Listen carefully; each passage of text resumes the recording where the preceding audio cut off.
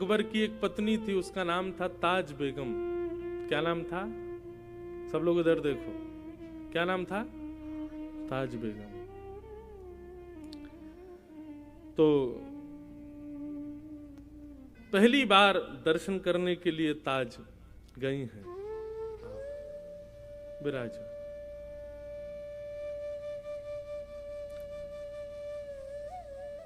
बोलो वृंदावन बिहारी लाल की।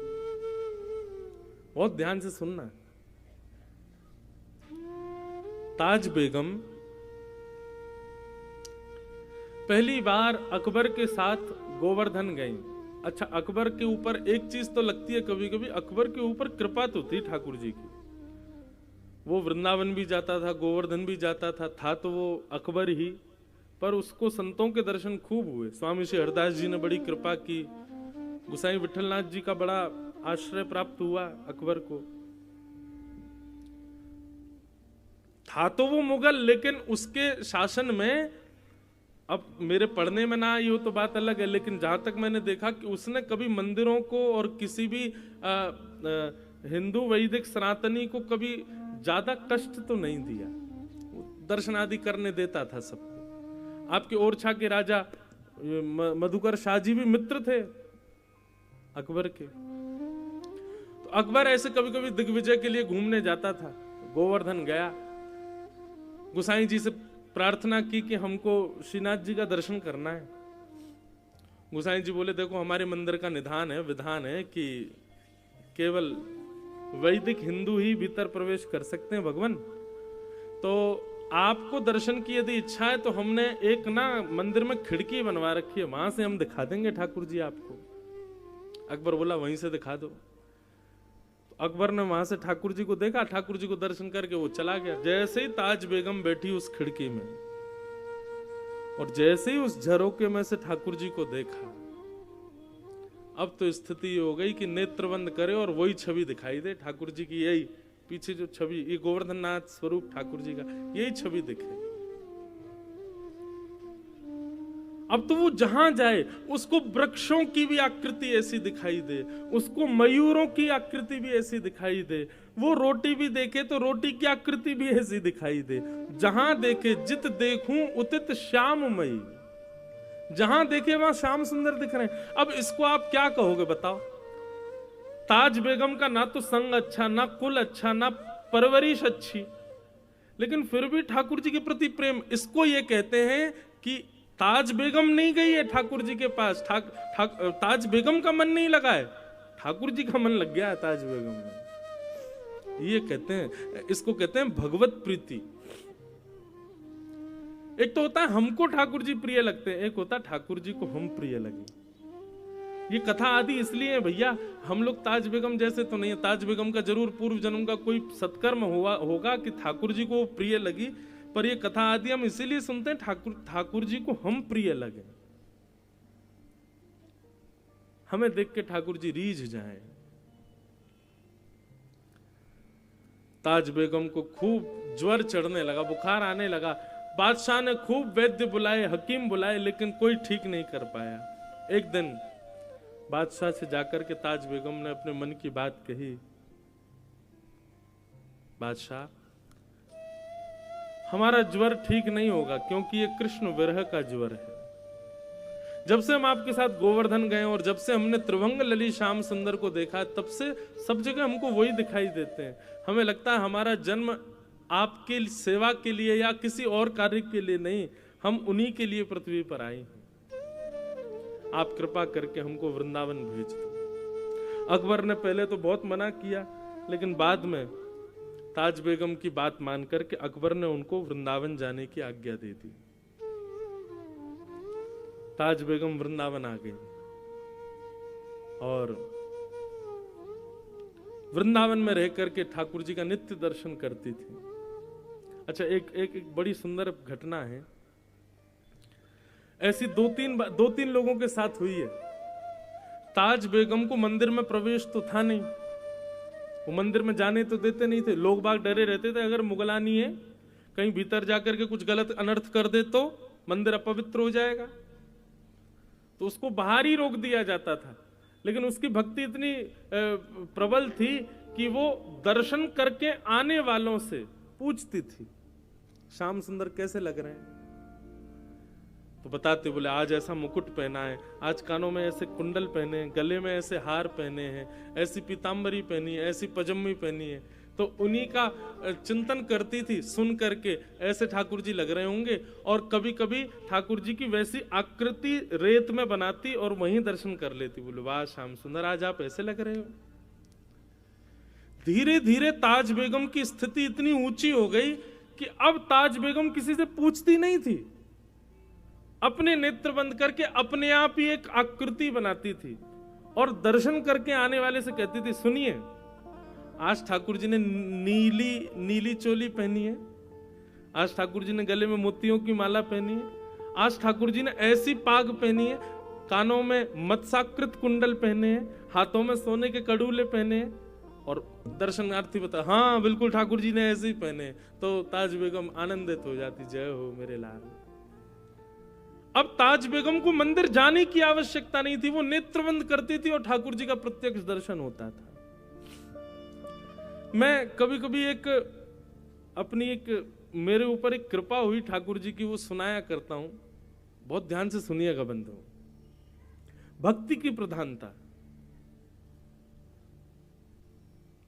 कभी आप मंदिर जाया करें ना ठाकुर जी के, चाहे आप वृंदावन जाओ, चाहे आप महाकाल जाओ, चाहे आप टेकरी हनुमान जाओ, कहीं भी जाओ, ठाकुर जी आपको स्वीकार कर चुके हैं, इसका प्रमाण लेकर के जाओ। और वो कैसे कि बिना दर्शन किए पहले ही सोच लो, आज ठाकुर जी ऐसे दिख रहे होंगे, आज ठाकुर जी की जो वस्त्र पोशाक होगी वो इस रंग की होगी, आज ठाकुर जी गले में माला जो होगी ना वो मोतियों की होगी, आज ठाकुर जी के श्री अंग पर जो पुष्प होंगे वो मोंगरा के होंगे या गुलाब के होंगे या कन्नेर के होंगे, जो विचार करो। 2-3 चीजें विचार करके जाओ, उनको फिर जाकर के देखो ये आज ठाकुर जी ने ऐसा कुछ किया है कि नहीं। अगर एक वस्तु भी आपके मनोभाव से मिलती हुई ठाकुर जी ने धारण की हो तो समझ जाना ठाकुर जी आपसे प्रसन्न हैं। हमारे प्यारे गिरधर लाल जी का प्रथम जन्मोत्सव हुआ नाथद्वार में। तो नाथद्वारा में नियम क्या था कि कथा सुबह होती थी, शाम को उत्सव होता था। हम इतने व्यस्त हो जाते थे उत्सव में कि मैं नाथद्वारा श्रीनाथ जी दर्शन करने नहीं जा पाता था। पर एक बालक को हमने अपनी तरफ से नियुक्त किया था, भाई रोज तुम जाना और दर्शन करके हमको बताना आज ठाकुर जी लग कैसे रहे। वो ठीक है। तो सुबह सुबह उठ करके ठाकुर जी का स्नान आदि करा के उनका श्रृंगार करके आज जैसे पीली पीतांबरी पहना दी, सिर पर लाल पाग पहना दी, ठाकुर जी को नीली हटरी के अंदर विराजमान कर दिया। और इतने में 8:30-9 बज जाते, मैं तुरंत नाश्ता करके कथा में, वहां राजभोग आरती जब होती नाथद्वार में, उसके बाद कथा विश्राम होती थी 1 बजे। तो दर्शन में कर ही नहीं पाता था। तो पहले दिन व्यास मंच से उतर करके जैसे गया तो वो बालक खड़ा था, उसको मैंने बुलाया, मैंने हाँ भाई दर्शन कराए तुम ठाकुर जी के? मैंने कहा हाँ। कैसे लग रहे ठाकुर जी? वो ठाकुर जी ने आज पीली पीतांबरी पहनी है, सिर पर लाल पाग पहनी है, गले में मोतियों की माला पहनी है और ठाकुर जी नीली हटरी में बैठे। मैंने कहा हमारे लाल जी की नहीं, मैं कह रहा हूं श्रीनाथ जी ने क्या पहना। बोले हम श्रीनाथ जी का ही बता रहे हैं। मैंने कहा ये तो हमारे ठाकुर जी ने पहना है। बोले कि नहीं महाराज जी, श्रीनाथ जी ने भी ऐसे ही श्रृंगार किया है। मैंने कि भाई पहले दिन तुक्का लग सकता है, दूसरे दिन देखते हैं कुछ होता है कि नहीं। अब दूसरे दिन हमने ठाकुर जी को फिर कोई बढ़िया सुंदर नीली पोशाक पहनाई और आज कांच की हटरी में ठाकुर जी को विराजमान किया, सिर पर बढ़िया सोने का मुकुट धारण कराया, सुंदर श्रृंगार। अभी भी मुझको ऐसा कुछ नहीं था, मुझे बस लगा ठीक है कल मैच हो गया, आज थोड़ी होगा। कथा करने गए, कथा करने के बाद मंच से उतर के मन, हाँ भाई आज श्रीनाथ जी कैसे लग रहे हैं? बोले महाराज जी आज ठाकुर जी ने सोने का मुकुट पहना है, ठाकुर जी कांच की हटरी में बैठे हैं, ठाकुर जी ने आज लीली पोशाक धारण करी है। अब तो ये सुनकर के मेरे हाथ पांव कांपे। बस नाचने का मन करे। मैंने कहा सच बता भाई, तुम हमारे लाल जी को तो नहीं देख के आया? बोले नहीं नहीं, आपके लाल जी का मैंने दर्शन नहीं किया, मैं श्रीनाथ जी को देख के आया हूं। मैंने कहा चल 2 दिन तो मिल गए। मैंने कि कुछ ठाकुर जी संकेत तो नहीं कर रहे? बोले पता नहीं महाराज जी। तो हमने क्या किया, अगले दिन मैंने कि आज ठाकुर जी को ऐसा कुछ पहनाऊंगा जो मैच ही नहीं होगा। हमने अपने लाल जी को सेहरा पहना दिया, दुल्हा बना दिया। मैंने आज दुल्हा बन के दिखा। सेहरा पहनाया, सफेद पोशाक पहनाई, लाल चुनरी उड़ाई, वो लाल पटका पहनाया ठाकुर जी को, बहुत सुंदर श्रृंगार। और आज ठाकुर जी मोतियों की हटरी में विराजमान किए। अब मेरा कथा में मन नहीं लगे, मुझे यूं लगे कब कथा पूरी हो मैं उससे पूछूं आज क्या पहना है। कथा विश्राम हुई। विश्राम होते कौन प्रणाम कर रहा है, कौन माला पहन, मुझे कुछ नहीं, मुझे वही दिख रहा था। मैंने जल्दी आ इधर। मैंने कि सही सी बता आज ठाकुर जी ने क्या पहना है? बोले आज तो ठाकुर जी दुल्हा राजा बन के बैठे हैं। मैंने कहा जय हो, बोल श्रीनाथ प्यारे की। उस समय की स्थिति में व्यक्त नहीं कर सकता हृदय से।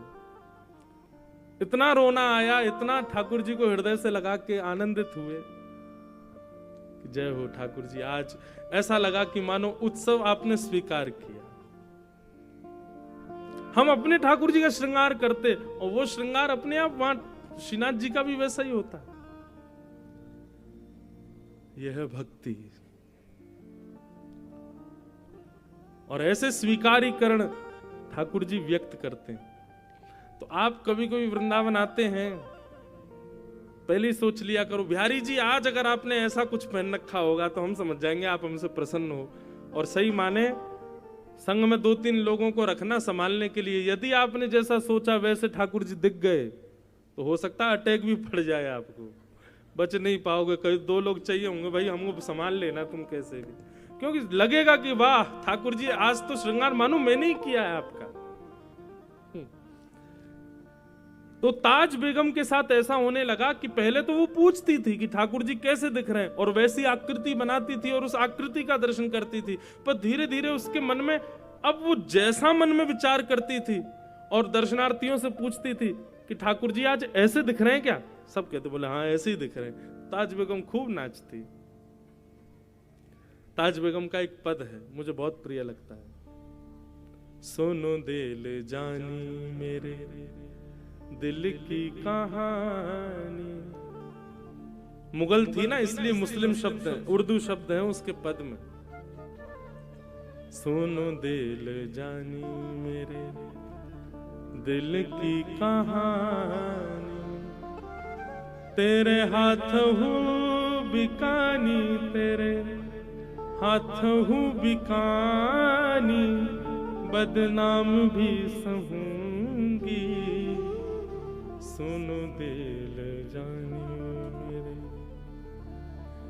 देव पूजा ठानी में नवाज हूँ भुलानी, तजे कमला कुरान तेरे गुनन गहूंगी मैं, सुन दिल जानी मेरे दिल की कहानी, तेरे हाथ हूँ बिकानी, तेरे हाथ हूँ बिकानी, बदनाम भी सहूंगी, सुन दिल जानी। नंद के कुमार कुर्बान तेरी सूरत पे, नंद के कुमार कुर्बान तेरी सूरत पे, हो तो मुगलानी हिंदुआनी हूँ रहूंगी, सुनो दिल जानी मेरे दिल की कहानी, तेरे हाथ हूँ बिकानी, तेरे हाथ हूँ बिकानी, बदनाम भी सहूंगी, सुनो दिल जानी। सांवला सलोना सिर ताज सिर कूले दिए सांवरा सलोना, सिर ताज सिर कूले दिए तेरे नेह दाग में निदाग हूँ दहूंगी। सुन दिल जानो मेरे दिल की कहानी, तेरे हाथ हूँ बिकानी बद नाम भी सहूंगी। सुन दिल जानो। ये बादशाह अकबर की पत्नी ताज बेगम, उनका जो शरीर शांत हुआ ना, वो कथा भी बड़ी विलक्षण है। होली का दिन पूरे ब्रजमंडल में रंग धमार हो रही थी और ताज बेगम अपनी कुटिया में बैठे बैठे ठाकुर जी का दर्शन कर रही है। लेकिन आज के दर्शन में यह था कि सब दिख रहे हैं लेकिन उसको ठाकुर जी नहीं दिखाई दिए। बहुत ध्यान से सुनना। ताज बेगम एक पद लिखती है धमार का, आज भी नाथद द्वार में होली वाले दिन जब ठाकुर जी के कपाट खुलते हैं ना, तो ताज बेगम की धमार गाई जाती है ठाकुर जी के आगे, जो ताज बेगम ने लिखी, अपने अंतिम शब्द थे उसके।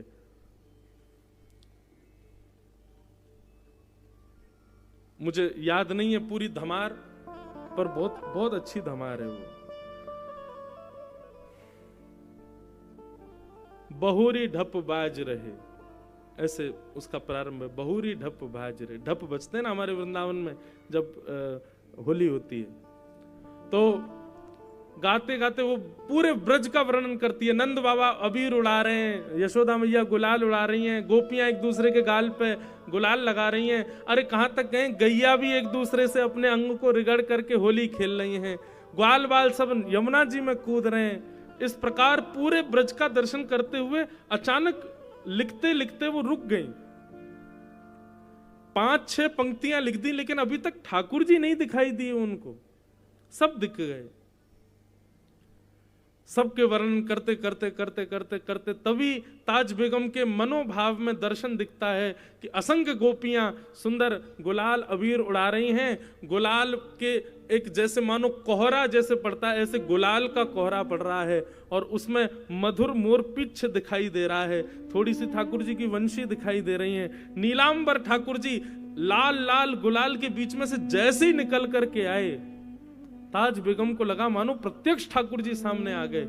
और वो दर्शन करते ही आधा अधूरा पद लिखा था, वहीं ताज बेगम के प्राण निकल गए। तो वर्णन करते हैं ताज बेगम अपना पद पूर्ण नहीं कर पाई और उनके प्राण निकल गए। तो जो अधूरी एक पंक्ति रह गई थी ना, उस दिन जिस दिन ताज बेगम के प्राण निकले, उस दिन आकाशवाणी हुई वृंदावन में और स्वयं श्री राधा रमन लाल जी ने अंतिम पंक्ति पूरी की। नृतत आवत ताज के प्रभु, गावत गीत धमार। ये ठाकुर जी की पंक्ति। सब रस चर्चाएं बंधुओं, सबके समझने के वश की बात नहीं, पर अद्भुत है।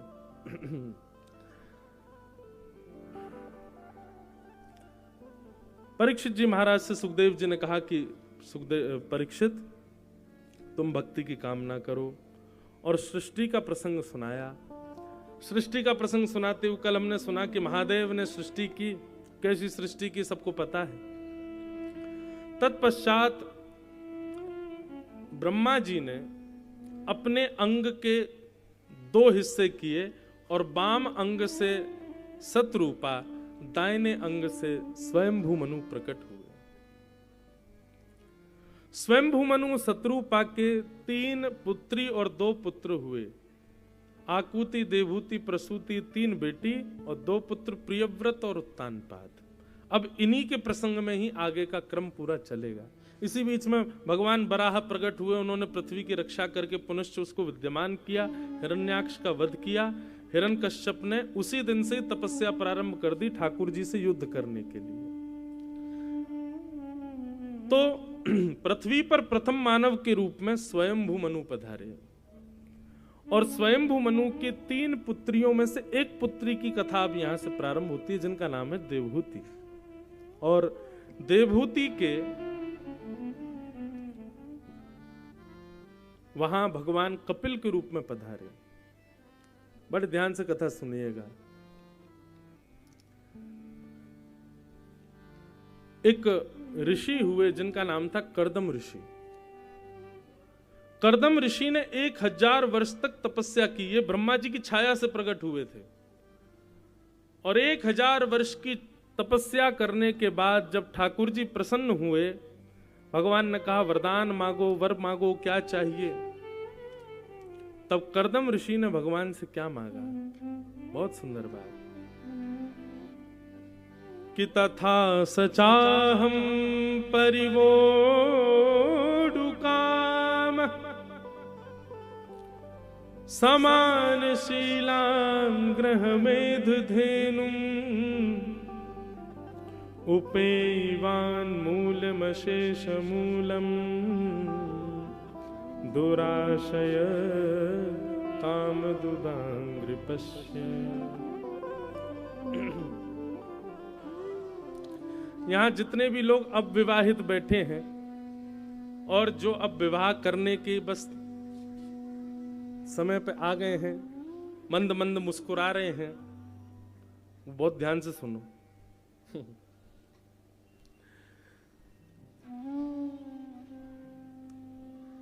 देवहूति माता से देवहूति माता ने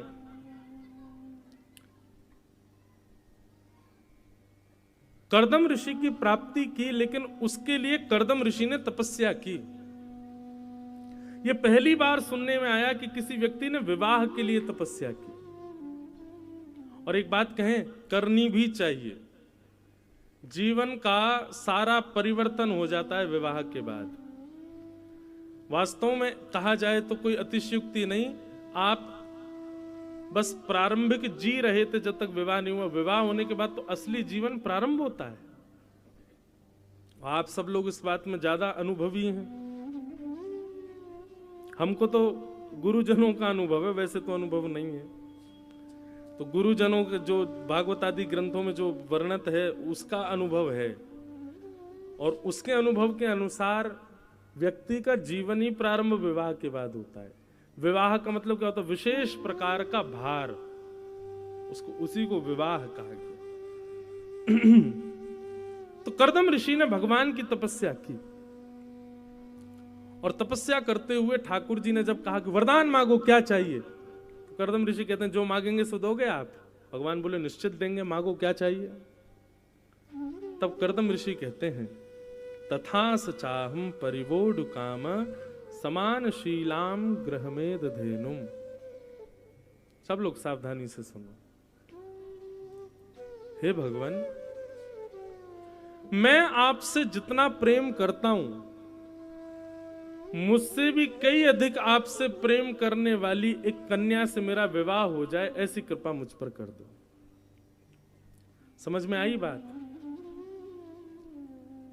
हे नाथ,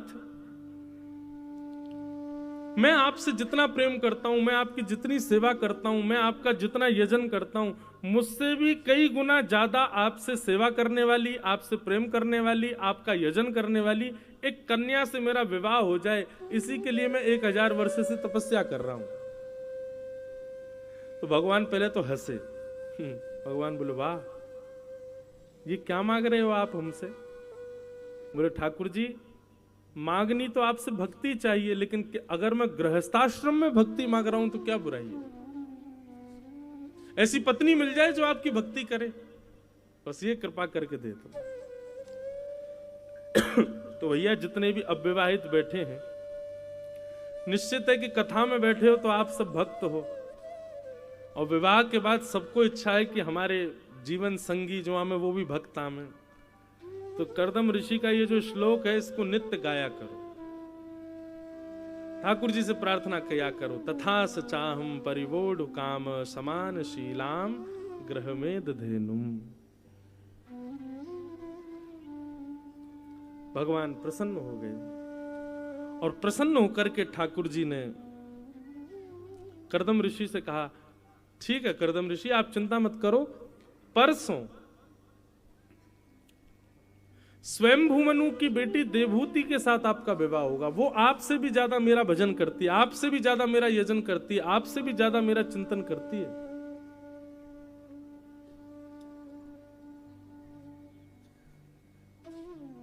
बहुत ध्यान से सुनो।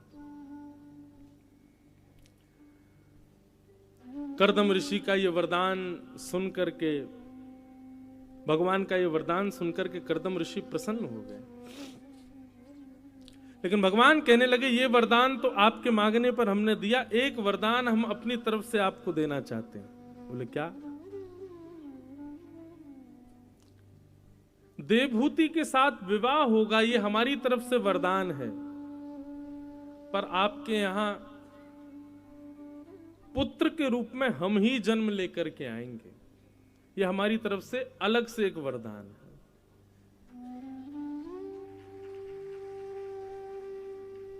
ताली बजाई, आपने समझ में आ गई थी बात? हमें तो लगा समझे कि नहीं, पता नहीं। सीधी बात, ठाकुर जी से बंधुओं कभी संसार भी मांगो ना, तो वो भी अपनी सुख निवृत्ति के लिए नहीं, उसमें भी भगवत दर्शन हो, भगवत भाव हो, ऐसी इच्छा रखनी चाहिए। घर में गाड़ी आ जाए, अगर ये इच्छा है ठाकुर जी से, तो आप ये मत कहो ठाकुर जी घर में गाड़ी आ जाए ना, हे ठाकुर जी आपको इधर उधर ले जाने के लिए बढ़िया रथ घर में आ जाए, तो फिर गाड़ी भी भक्ति भाव से ही आएगी। ठाकुर जी कहेंगे हमारे लिए रथ मंगा रहा है, लेकिन फिर देख लेना वो रथ फिर ठाकुर जी का ही होना चाहिए, उस पर अपना अधिकार मत जमाना। ए ठाकुर जी गुना में बढ़िया एक घर बन जाए हमारा, आप छोटे से घर में रहते हैं, आपके लिए भव्य एक महल जैसा बने, ऐसी कोई कृपा करो, तो ठाकुर जी बनवाएंगे। कहीं भी हमारे सुख का भाव नहीं होना चाहिए, कहीं भी हमारे भोग विलास का भाव नहीं होना चाहिए उन सब भावों में। तो करदम ऋषि ने भगवान की 1000 वर्ष तपस्या करके क्या मांगा कि आपसे प्रेम करने वाली, आपकी भक्ति करने वाली एक पत्नी मुझे प्राप्त हो जाए, ऐसी कृपा कर दो, मेरा विवाह हो जाए ऐसी कन्या से। भगवान इतने प्रसन्न हो गए कि एक वरदान तो ये दिया, दूसरा अपनी तरफ से दिया कि तुम्हारे यहां पुत्र भी मैं ही बन के आऊंगा, जाओ। और करदम ऋषि का विवाह देवहूति जी के साथ हुआ। विवाह के पश्चात करदम ऋषि 60 वर्ष की समाधि में चले गए। समाधि से जब उठे तो देवहूति वृद्ध हो गई। तब देवहूति को बिंदु सरोवर में स्नान कराया, तब वो नवीन रूप में प्रकट हुई। तब उन्होंने कामग विमान बनाया और उस कामग विमान में भ्रमण के पश्चात 9 पुत्रियों को जन्म दिया देवहूति माता ने। ये 9 पुत्रियां ही 9 भक्ति हैं। 9 पुत्रियों का विवाह कर दिया। करदम ऋषि कहने लगे, देवी अब गृहस्थाश्रम पूर्ण हो गया, अब मैं वन में जाके भजन करूंगा। देवहूति माता बोली, बेटियां अपने घर चली गई, आप वन में चले जाओगे, मैं अकेली कहां जाऊंगी। एक पुत्र होता तो उसके सहारे पूरा जीवन जी लेती। तब करदम ऋषि को याद आया कि ठाकुर जी ने उनको वचन दिया है कि वे उनके यहां पुत्र बन करके आएंगे। तब 10वीं संतान की उत्पत्ति हुई और 10वीं संतान के रूप में भगवान कपिल का आगमन हुआ। बोलो कपिल भगवान की। सांख्य शास्त्र के प्रणेता, दर्शन शास्त्र के उद्गाता, जिन्होंने पूरे विश्व को दर्शन शास्त्र प्रदान किया, ऐसे भगवान कपिल का आगमन हुआ। कपिल भगवान धीरे धीरे बड़े हो गए। देवहूति माता ने एक दिन विचार किया कि ये मेरे पुत्र हैं पर भगवान भी तो हैं, क्यों ना अपने जीवन की जरूरी कुछ संवाद इनके साथ में मैं करूं। तब देवहूति माता ने कपिल भगवान के साथ संवाद किया। इसी को कपिल देवहूति संवाद कहते हैं। बहुत ध्यान से सुनिएगा, बड़ा गंभीर प्रसंग है, पर जितनी हरी इच्छा होगी हम कहेंगे। देवहूति माता ने पहला प्रश्न किया भगवान से। अच्छा बंधुओं, कभी आपने एक बात विचार की अपने मन में? कभी मान लीजिए कि कभी ठाकुर जी आपको मिल गए, आप क्या करोगे फिर? कभी प्रत्यक्ष हनुमान जी आपके सामने प्रकट हो गए, क्या करोगे? महाराज जी पांव छू लेंगे, और क्या करोगे? कुछ विचार किया ही नहीं, क्योंकि हमको ये विश्वास ही नहीं है कि ठाकुर जी हमको मिलेंगे, इसलिए हमने कभी विचार ही नहीं किया है। श्रीमद् भागवत के कम से कम हमने 10 श्लोक छांट करके रखे। कभी अगर हमारे ठाकुर जी हमको प्रत्यक्ष मिल गए तो ये 10 प्रश्न हम ठाकुर जी से करेंगे। अब हमारे प्रश्न हमारे हैं, गोपनीय, हम सबको क्यों बताएं, लेकिन आप भी विचार किया करो। कभी प्रत्यक्ष राम जी आ गए सामने, प्रसन्न होके आपसे, क्या करोगे? क्या पूछोगे? वो बात एक अलग हो जाती है कि सुध बुध नहीं रहेगी, करोगे कुछ होगा कुछ आदि आदि, वो सब एक अलग बात है। वो आपकी तन की स्थिति देहाभिमान हो जाएगी, वो एक भक्ति की परिणति है। लेकिन ठीक है, ठाकुर जी कम से कम 5-6 घंटे के लिए आए, 1-2 घंटे थोड़े अव्यवस्थित रहोगे, लेकिन 2-3 घंटे बाद तो थोड़ी सुध आएगी। ठाकुर जी अपने बगल में बैठाएंगे, कहेंगे भैया कुछ कहो, इतना हमारा भजन करते हो, कुछ बोलो। क्या बोलोगे? सोच के रखा है कभी? नए नए प्रेम करने वाले जब मिलते हैं तो प्रेमी पहले से विचार कर लेता मैं क्या बोलूंगा। विवाह से पहले ही पति पत्नी विचार कर लेते, मैं पत्नी से बोलूंगा, पत्नी पति के लिए सोच लेती है बोल। लेकिन कभी ठाकुर जी के लिए हमने क्यों नहीं सोचा? क्योंकि हमको विश्वास ही नहीं है कि वो हमको मिलेंगे। ये विश्वास पहले जगाओ हृदय में, ठाकुर जी मिलेंगे, और मिलेंगे क्या चर्चा होगी। देवभूति माता ने जो भगवान से प्रश्न किए हैं ना, अद्भुत। देवभूति माता प्रश्न करते हुए कहती है, भगवान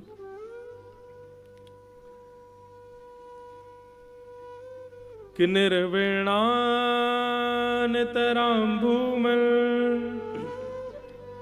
असद इंद्रिय तर्षणा येन संभाव्यमानेन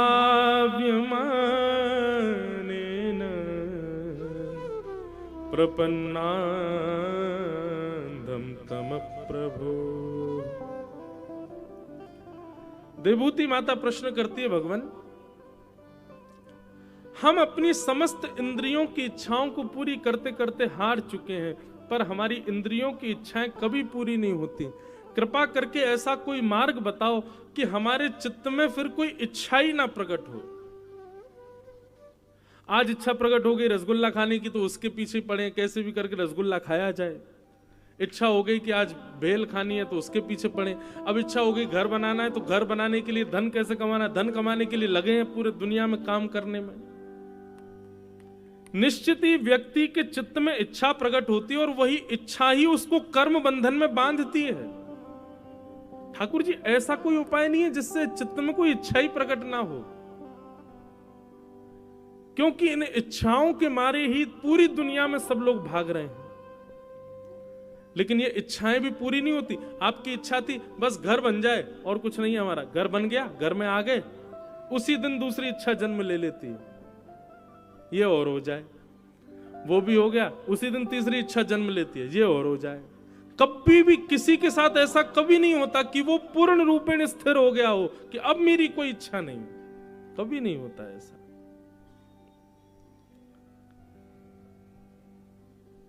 महाराज जी, अब कई जगह हमारी कथा होती है तो लोग बागों के अंदर मरकट वो आता है, मरकट वैराग्य। मरकट वैराग्य कैसा होता है? बहुत जैसे शमशान लोग जाते हैं ना अर्थी लेकर के, तो जब तक शमशान घाट जा रहे हैं तब तक वैराग्य रहता है। चिता में अग्नि लगी तब तक वैराग्य रहता है, जैसे ही अग्नि ठंडी नहीं होती उससे पहले वैराग्य खत्म। थोड़ी देर का वैराग्य, इसको मरकट वैराग्य कहते हैं। कई लोगों को कथा सुनने से मरकट वैराग्य आ जाता है,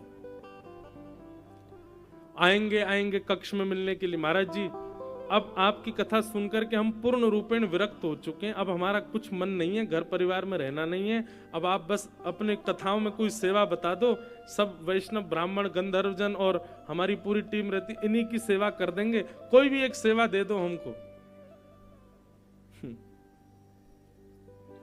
चलो अगली कथा वहां है, वहां आ जाना। ठीक है महाराज जी, मैं बस एक चीज है, वो बेटा का ब्याह होने वाला है, उसका ब्याह करते ही आ रहा हूं, हाजी। 1-2 साल हो गए हमको फिर मिले। मैंने हो गया बेटे का ब्याह? बोले हाँ महाराज जी बेटा का ब्याह हो गया, बहुत बढ़िया बहू आ गई। मैं तो चलो आओ अगली कथा बंबई में पहुंचो वहां पे। बस महाराज जी वो बेटे के संतान होने वाली है, संतान होते ही आ रहा हूं बस मैं, बस फिर तो ये मन में भाव आ जाएगा भैया अब तो हम बाबा बन गए, अब तो जाना ही चाहिए। नहीं ठीक है भैया। 2-3 साल बाद फिर मिल गए। मैंने कहा हाँ भाई आ जाओ अगली कथा गुना में हो रही है। मैंने क्या हुआ बेटे को? बोले बेटा हुआ है, अब स्कूल भी जाने लगा है। मैंने कहा अच्छा अब आ जाओ। बोले वो तो बाबा बोलता है महाराज जी, तो मन आता है कि बस अब कह रहा है बाबा, बाबा बन गए आप, जाओ भजन करो। लेकिन हमारी बेटी का बेटा वो आके बोलता ना ना अभी मत जाओ, ना मना करता है। महाराज जी बस अब क्या है जीवन में, कुछ तो है नहीं, वो नाती और थोड़ा बड़ा हो जाए, उसका ब्याह भी हो जाए, फिर तो मैं आ ही जाऊंगा। भैया ये इच्छा कभी खत्म नहीं होने वाली। आपको लगता है कि मैं इसको भोग लूंगा इसके बाद फिर कुछ भी मेरी इच्छा नहीं होगी, नहीं ऐसा नहीं है। अग्नि में जितना घी डालोगे अग्नि उतनी तेज होती है। अग्नि केवल 2 ही तरीके से शांत हो सकती है, या तो घी डालना बंद करो या फिर पूरा घी उड़ेल दो। मतलब इंद्रियों की इच्छा केवल 2 तरीके से शांत हो सकती है, या तो भोगो ही मत और या फिर इतना भोग लो कि उब जाओ। लेकिन ये दूसरे वाले में खतरा बना हुआ है, बहुत भोगने पर भी वो खत्म होगी ये संभव नहीं है। क्योंकि घी आप जब पूरा डाल देते हैं तो थोड़ी देर के लिए तो अग्नि शांत हो जाती है, पर थोड़ी देर बाद जब प्रज्वलित होती है तो पहले से तीव्र होती है। इसलिए एक ही उपाय है इंद्रियों की शांति का कि घी डालो ही मत अग्नि में, मतलब भोगो ही मत। इसलिए यहां पर देवभूति माता प्रश्न कर रही है, भगवान ये बंधुओं सांख्य शास्त्र है, फिलॉसफी है भागवत की, साधारण विषय नहीं सुन रहे हम लोग, कि ऐसा कोई उपाय बताइए जिससे मेरी इंद्रियां शांत हो जाएं। तो भगवान इसका उत्तर देते हुए बहुत सुंदर बात कहते कि चेत खलवस्य बंधाय रतम वा पुंसि मुक्तये गुणेषु शक्तं बंधाय रतम वा पुंसि मुक्तये। भगवान कपिल कहते हैं मां इंद्रियों की कोई इच्छा नहीं होती कभी भी। जीभ की इच्छा नहीं होती कि मुझे ये खाना है, हाथों की इच्छा नहीं होती कि मुझे ये स्पर्श करना है, पैरों की इच्छा नहीं होती कि मुझे यहां जाना है, नेत्रों की इच्छा नहीं होती कि मुझे ये देखना है। हाथ वही पकड़ेंगे जो आप पकड़वाओगे, पैर वहीं जाएंगे जहां ले जाओगे, मुख वही बोलेगा जो बुलवाओगे, नेत्र वही देखेंगे जो दिखाओगे। वास्तविक में इंद्रियों की कोई इच्छा नहीं है। इन इंद्रियों का अधिपति आपके चित्त के भीतर बैठा आपका मन, उसकी इच्छा होती है, और वो इच्छा इन इंद्रियों से कह करके आपको कहता है कि इसको पूरी कराओ। रसगुल्ला केवल तब तक अच्छा लगता है जब तक जीभ पर नहीं आ रहा, जीभ से भीतर जाते रसगुल्ले का कोई स्वाद नहीं होता। इसी प्रकार संसार के जितने भी विषय भोग वस्तु हैं, वो विषय भोगी वस्तु केवल एक अनुपात तक ही हमको सुख देती हैं, उसके अधिक वो सुख नहीं देती। क्यों? क्योंकि मन अपनी सुख की वस्तु ले लेता है, बाकी इंद्रियों को उसमें छोड़ देता है कि तुम भोगते रहो। इसलिए मां आप कहो कि आंखों को सुधारना है, पैरों को सुधारना है, हाथों को सुधारना है, इंद्रियों को सुधारना है, तो नहीं सुधरेगा। इन सब के अधिपति मन को सुधारना पड़ेगा। सब लोग इधर देखो, इधर देखो, यहां देखो, कथा सुनो ध्यान से। और मन केवल एक चीज से सुधरेगा। मन को सुधारने का केवल एक तरीका है। आप कहोगे आप तो घूम फिर के एक ही बात बोलोगे, सत्संग। नहीं, मन सत्संग से नहीं सुधरेगा, मन सुधरेगा कुसंग के त्याग से। आप कहो कि हम पे इतना समय नहीं हम कथा में आ सके, हम पे इतना समय नहीं हम वृंदावन जाके कथा सुने, हम पे इतना समय नहीं कि हम संत जनों की वाणी सुन सकें, हमारे पास में इतना डाटा नहीं कि मोबाइल पे भी लाइव कथा सुन सकें, कोई और उपाय बताओ मन को एकाग्र करने का। अपने आसपास रहने वाले, अपनी बातचीत के दायरे में आने वाले, उठना बैठना जिनके साथ है, उन सब की लिस्ट बनाओ, और उनमें जितने भी लोग कुसंगी हैं, जो दूषित खाते हैं, दूषित पीते हैं, दूषित बोलते हैं, दूषित विचारधारा वाले हैं, वो चाहे कितने भी अपनत्व के क्यों ना हो, उन सब का संग छोड़ दो, आपका मन अपने आप पवित्र हो जाएगा। कुसंगता का त्याग, उसी से ही मन पवित्र होगा। मैं तो खूब कथा में बोलता हूं कि जो लोग कथा में नहीं आते, जो लोग कभी महाकाल नहीं जाते, जो लोग वृंदावन नहीं जाते, जो लोग कभी भाव से ठाकुर जी का दर्शन नहीं करते, संकीर्तन नहीं करते, ऐसे लोगों को सब जगह ब्लॉक मार दो, फोन पे ब्लॉक कर दो, सोशल मीडिया पे ब्लॉक कर दो, चाहे वो अपने चाचा ताऊ के बच्चे क्यों नहीं हो, सबको ब्लॉक करो, किसी से कोई मतलब नहीं, नातेदार जो ठाकुर जी का नहीं, हमारा उससे कोई संबंध नहीं। आप ये करके देखिए, अगले दिन से आपका मन ना ऐसा लगेगा जैसे मानो कबूतर का पंख जितना हल्का होता है ना, आज हवा में लहराता है, ऐसे मन जो भारी भारी रहता है हमेशा, जैसी कुसंगता का त्याग करोगे मन अपने आप हल्का हो जाएगा, मन अपने आप पवित्र हो जाएगा, मन में अपने आप शुद्धता आ जाएगी। कुसंग व्यक्ति का संग हमारे मन को बिगाड़ता है। देवभूति माता से भगवान कपिल कहते हैं मां, और एक बात सुनिए,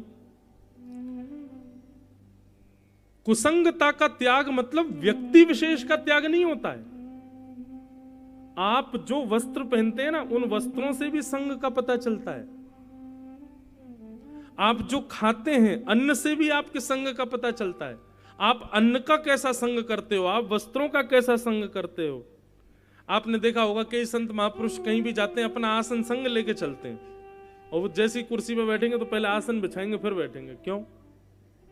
आसन क्यों लेके चलते हैं साथ में? अब वहां पे ना जाने कौन बैठा होगा, किस कैसे कैसे लोग बैठे होंगे, उस वहां पर बैठ के किसने क्या क्या विचार किया होगा, उसका प्रभाव कहीं उनके ऊपर ना पड़े, इसलिए वो अपने भजन का आसन संग लेके चलते हैं, उसी पे ही बैठेंगे। वो बात अलग है कि आजकल दिखावे के लिए लेके चलते हैं, देखो महाराज जी का आसन है भैया, ले बिछाओ बैठो। वास्तविक मूल बात तो ये है कि कहीं हम ऐसे दूषित स्थान पर ना बैठे जहां बैठने से हमारी बुद्धि विकृत हो जाए। संग का मतलब केवल लोगों के बीच में रहने से संग खराब नहीं होता, वस्त्रों से भी संग खराब होता है। आज हम धोती पहनते हैं, बगलबंदी पहनते हैं, पटका पहनते हैं, शॉल ओढ़ते हैं, ये सात्विक वेशभूषा रखते हैं, इसीलिए कई हद तक कथाएं कह पाते हैं। जिस दिन ये वस्त्र बिगड़ जाए, जीन्स पहनने लग जाए, टी शर्ट पहनने लग जाए, अपने आप बुद्धि विकृत होने लग जाएगी। और विकृत तो बहुत दूर की बात, चलो मान लो कि मैं जीन्स पहन के आ भी गया मंच पे, कोई रोक टोक तो है नहीं, मुझे पहन सकता हूं, लेकिन मेरी बात का प्रभाव नहीं पड़ेगा आपके ऊपर। वो प्रभाव ही तब पड़ रहा है जब हमारे वस्त्र सात्विक हैं। तो संग केवल व्यक्ति से नहीं होता, संग आपकी जीवनचर्या से भी होता है। अब लोग कहते हैं प्याज लहसुन क्यों नहीं खाएं महाराज जी, कोई पाप थोड़ी है वो, कोई ऐसा थोड़ी नरक जाना पड़ेगा आपको, बस वो तामसी है।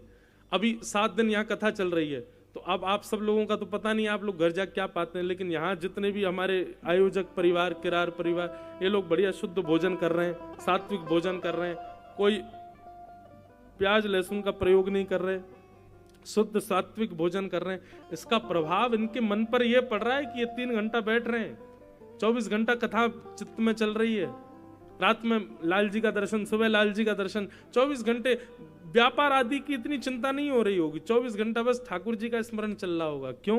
सात्विक आहार है। आहार की शुद्धि, वस्त्र की शुद्धि,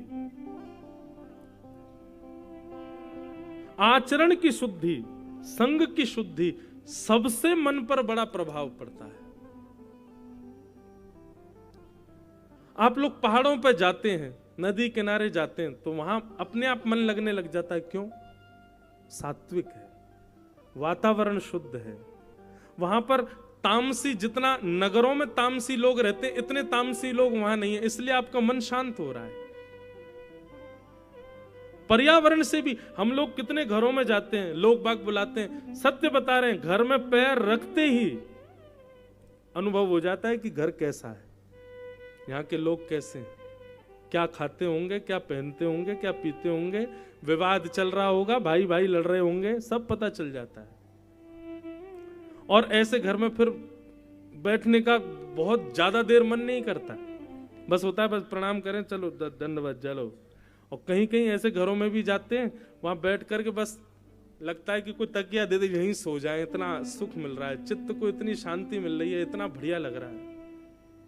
अब ये सबके साथ होता है कि नहीं? हमारे साथ तो होता है ऐसा। मुझे घर में जाने से, नगरों से भी मुझे वो होती है, नकारात्मक सकारात्मक भाव आने लगते हैं। कई भारत के ऐसे नगर हैं, वहां पहुंचते ही ऐसा लगता है यहाँ कथा कब पूरी हो जाए यहाँ से। और कई नगर ऐसे, वहां ऐसा लगता है कि अरे 8 दिन हो गए पूरे, अरे और 10-15 दिन और कथा चलती रहती, आनंद आता। ये सब संग दोष है, और इन सब की शुद्धि से मन पवित्र होता है मां। लेकिन हम इतना तो नहीं सुधार सकते कि भाई वस्त्र भी सुधार लें, सब कुछ सुधार, कम से कम इतना तो सुधार कर सकते हैं कि ऐसे व्यक्ति का संग त्यागो जो ठाकुर जी से संबंध नहीं रखता, जो ठाकुर जी की कथा से संबंध नहीं रखता। यहां से प्रारंभ करो। और भगवान कपिल कहते हैं ये 5 लक्षण जिसमें हो उसका संग करो। कौन कौन से 5 लक्षण? कि तितिक्षवः कारुणिका सुहृद सर्वदेहिनां अजात शत्रवः शांता साधव साधुभूषणा। बहुत ध्यान से सुनिएगा। सबसे पहला लक्षण बताया तितिक्षु। तितिक्षु का मतलब होता है सहनशील, जो कि आज की डेट में कोई भी नहीं है, कोई सहनशील नहीं है। दूसरा लक्षण कारुणिका, सब पर दया करने वाला। तीसरा लक्षण सुहृदः सर्वदेही नाम, सबका भला चाहने वाला। चौथा लक्षण अजात शत्रु, किसी से शत्रुता ना करने वाला। और 5वां लक्षण शांता, मौन रहने वाला। ये 5 लक्षण जिसमें हो मां उसका संग करो। आपको किसी में नहीं दिखेंगे ये 5 लक्षण, पर हमने कथा करते करते 5 लक्षण एक में देखे। दोबारा सुनिए और विचार करो ये 5 लक्षण किस में है? सहनशीलता, दया, सबका भला चाहने वाला, किसी से शत्रुता ना मानने वाला और शांत रहने वाला। ये 5 लक्षण आपने किसी में देखे? 5 एक में नहीं, पर कथा करते करते हमको एक में ये 5 लक्षण दिखे, और वो है जगत जननी श्री गौ माता। गैया में ये 5 लक्षण होते हैं।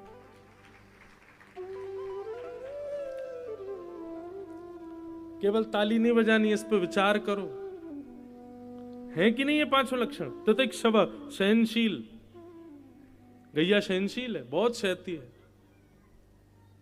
दूसरा कारुणिका, सब पर दया करती है। कसाई भी जब पकड़ के ले जाते हैं तो मारने से पहले सोचते हैं थोड़ा दूध निकाल लो, मिल जाए चाय बना लेंगे, और अपने हत्यारों को भी दूध दे करके उन्हीं के हाथों मर जाती है। कारुणिका। सुहृदः सर्वदेही नाम, सबका भला चाहती है, केवल मेरे बच्चों का पेट भरे ऐसा नहीं, जो पिए सबको देती है। अजात शत्रवः, किसी को अपना शत्रु नहीं मानती। और 5वां लक्षण शांता, शांत रहती है। आप कहोगे महाराज जी ये लक्षण तो भैंस में भी है, आपने उसका नाम क्यों नहीं लिया? मानव, मैं पहले से ही सोच के रखता हूं क्वेश्चन जो मानव मुझसे पूछ सकता है। आप कहोगे महाराज जी भैंस में भी है ये लक्षण, तो आप कहोगे महाराज जी बकरी में भी है, वो भी तो ऐसी रहती है बेचारी, वो भी दूध देती है, सबका भला करती है, ये करती है। लेकिन दोनों के स्वभाव में अंतर है। गाय का और भैंस का दोनों का स्वभाव अलग है। हमारे ब्रज में तो ऐसा कहते हैं, भैंस का कोई निरंतर दूध पिए तो उसका शरीर भले ही बन जाएगा लेकिन बुद्धि से जड़ हो जाएगा, बुद्धि में जड़त्व आ जाएगा, क्योंकि उसके दुग्ध में जड़त्वता है, आलसी होती है ना। और रही बात बकरी की, तो बकरी शांत नहीं रहती, मैं करती रहती है, अहंकारी होती है, 24 घंटा मैं करती रहती है। लेकिन गाय शांत रहती है, शांत स्वभाव है उसका। स्वभाव के रूप में गौ माता श्रेष्ठ है। तो ये पंच लक्षण जिसमें दिखे मैया उसका संग करो। लेकिन ये पांचों लक्षण आपको किसी में ना दिखे तो अपने अंदर लाने का प्रयास करो। एक विचार और हमने किया कि ये पांचों लक्षण जो हैं, यदि नीचे से हम लाना प्रारंभ करें तो हमारे अंदर ये पांचों लक्षण आ सकते हैं। जैसे कि अंतिम लक्षण बताया था शांत, मौन रहना प्रारंभ कर दो। आप मौन रहना प्रारंभ करेंगे तो आपके अंदर चौथा लक्षण अपने आप आ जाएगा। क्या? अजात शत्रु, किसी से शत्रुता नहीं होना। शत्रुता होती उन्हीं लोगों की जो बोलते बहुत हैं, तो कम रहते, बोलते शांत रहते हैं। ये सूत्र है संस्कृत का, व्याकरण का सूत्र है और हमारे शास्त्रों का सूत्र है कि मौने च कल हो नास्ति। मौन रहने वाले के कभी कलेश नहीं होते। कलेश होते ही उसके ज्यादा है जो बहुत बोलता है। इसलिए आप मौन रहना प्रारंभ करो, अपने आप होता जाएगा कि आपके शत्रु खत्म हो जाएंगे, अपने आप आपकी शत्रुता नष्ट हो जाएगी। तो मौन रहने से ये चौथा लक्षण आ जाएगा। चौथे लक्षण से तीसरा लक्षण है। तीसरा लक्षण कौन सा है? श्रुहिदः सर्वदेहि नाम, सबका भला चाहना। ये अपने आप आपके मन में आ जाएगा। तीसरे लक्षण से दूसरा लक्षण आ जाएगा। दूसरा लक्षण क्या? दया, सबके प्रति दया अपने आप आएगी। और ये चारों लक्षण आ गए तो पांचवा और प्रथम लक्षण अपने आप आपके अंदर आ जाएगा, सहनशीलता। तो नीचे से प्रारंभ करो, शांत रहना प्रारंभ करो, जितना हो सके मौन रहो। ऐसा हमारे शास्त्र आज्ञा करते हैं कि व्यक्ति की आयु दो चीजों से कम होती है। एक तो बहुत खाने से, दूसरा बहुत बोलने से। बहुत खाने वाला और बहुत बोलने वाला, इन दोनों की आयु, हम जितना बोलते हैं उतनी आयु कम होती है, जितना खाते हैं उतनी आयु कम होती है। इसलिए भोजन और वाचन, इन दोनों पर थोड़ा वेग लगाओ, लगाम लगाओ, कम करो। आप कहोगे महाराज जी फिर तो आपके बहुत कम साल रह गए होंगे, बोलते ही रहते हो 4 घंटा। आप तो बिल्कुल चुप ही नहीं रहते। अब एक और ट्विस्ट बताएं, एक और बढ़िया बात बताएं। हरि चर्चा करने वाले को, भगवत संबंधी वार्ता करने वाले की जितनी देर वो बोलेगा उतनी देर उसका मौन ही माना जाता है। मतलब आप सांसारिक चर्चा कर रहे हो, आप संसार की चर्चा कर, उसका घर कहां बनना है, वो क्या कर रहा है, वो कहां जा रहा है, उसकी पत्नी कैसी, उसके बच्चे कैसे, उसका क्या है, ये क्या, ये सारी बातें, तो ये सब बोलने में काउंट किया जाता है। लेकिन जैसे ही आप भगवत संबंधी वार्ता करते हैं तो आप मौन ही माने जाते हो, आप मौन हो। अगर इस नाते से देखा जाए तो हमारी अभी वाणी पूरी हुई ही नहीं है, हम मौन ही हैं अभी तक। ये मौन, अच्छा, मौन व्रत करने वाले जो होते हैं, जो मौन व्रत धारण करते हैं 12 वर्ष का, 14 वर्ष का, 20 वर्ष का, उन लोगों को आज्ञा होती है कि वो भगवान नाम बोल सकते हैं, वो ठाकुर जी की कथा चर्चा बोल सकते हैं, इसके अलावा कुछ नहीं बोल सकते। क्यों? क्योंकि भगवत चर्चा मौन ही मानी जाती है, उसको मौन में ही गिना जाता है। इसलिए भैया मौन रहना प्रारंभ करो। तो मौन रहने का मतलब यह भी समझ लो कि पूरे दिन केवल भगवत चर्चा ही करो, भगवत संबंधी वार्ता ही करो, भगवत विमुख वार्ता करो ही मत। तो कपिल भगवान ये 5 लक्षण बताते हैं। मन की तरंग मार लो, बस हो गया भजन हो। मन की तरंग मार लो, बस हो गया। बहुत सुंदर भजन है। मन की तरंग मार लो, बस हो गया भजन हो। मन की तरंग मार लो, बस हो गया भजन हो। आदत बुरी सुधार लो, आदत बुरी सुधार लो, आदत बुरी सुधार लो, आदत बुरी सुधार लो, हे बस हो गया भजन। मन की तरंग मार लो, बस हो गया भजन हो। मन की तरंग मार लो, बस हो गया। समझ रहे हैं बात को? इस पंक्ति में क्या कहा जा रहा है? आपका मन हुआ गोलगप्पा खाना है, और जैसे ही मन हुआ गोलगप्पा खाना है, आपने अपनी जीभ पर वशीकरण कर लिया और रसोई घर में जाकर के जो माँ ने घर में बनाया घिया की सब्जी वही रोटी से खा ली, वही भजन माना जाएगा आपका कि आपने अपनी जीभ को वो नहीं दिया जो वो मांग रही थी, विपरीत दिया। मन की तरंग मार लो, बस हो गया भजन। हमारे पूज्य पिताजी महाराज कथा में कहते हैं, देखना इंद्रियों के ना घोड़े भगे, कब इनमें हरदम जो संयम के कोड़े पड़े। अपने रथ को सुमार्ग लगाते चलो, कृष्ण गोविंद गोपाल गाते चलो। सुख में फूलो मती, दुख में भूलो मती, प्राण जाए मगर नाम भूलो मती। काम की वासना को मिटाते चलो, कृष्ण गोविंद गोपाल गाते चलो। इसलिए भैया, जब भी किसी भी इंद्रिय की कोई इच्छा प्रकट हो ना, प्रयास करो कि वो इच्छा पूरी नहीं करनी है, असद इच्छा। हाँ, इच्छा भगवत संबंधी है तो पूरी करो, लेकिन संसार के संबंधी कोई असद इच्छा इंद्रिय में प्रकट हो रही हो, प्रयास करो कि उसको मारो, उसको दबाओ, उसको पूरा मत करो।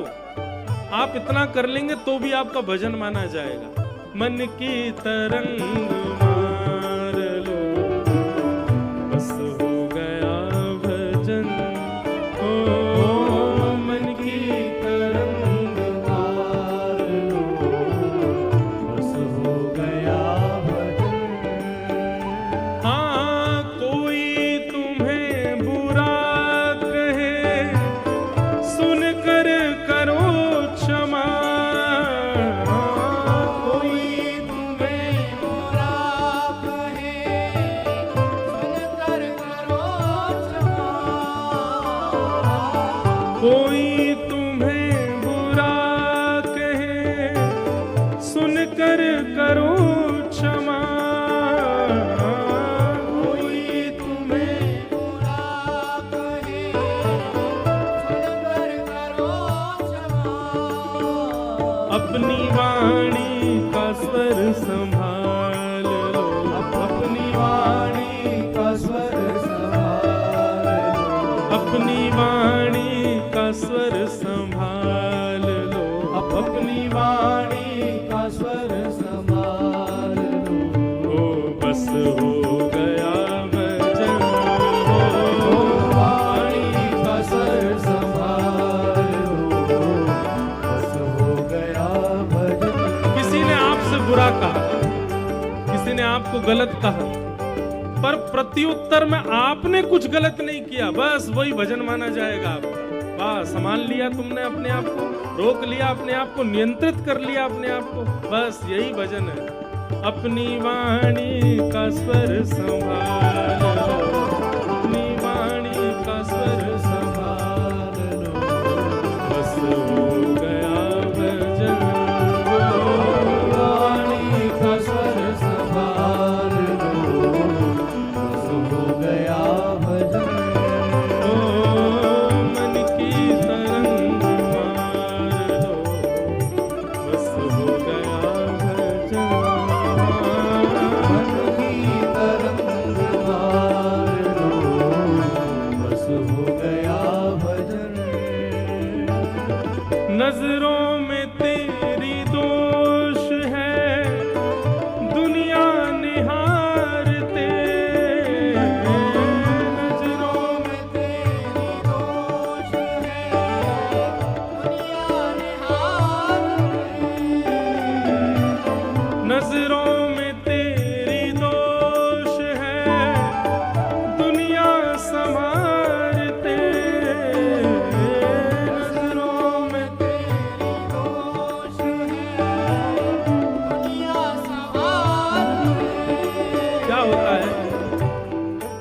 में कई बार व्यास जो होते हैं वो मानव का अवगुण बताते हैं कि मानव के अंदर ये अवगुण होता है, ये अवगुण होता है।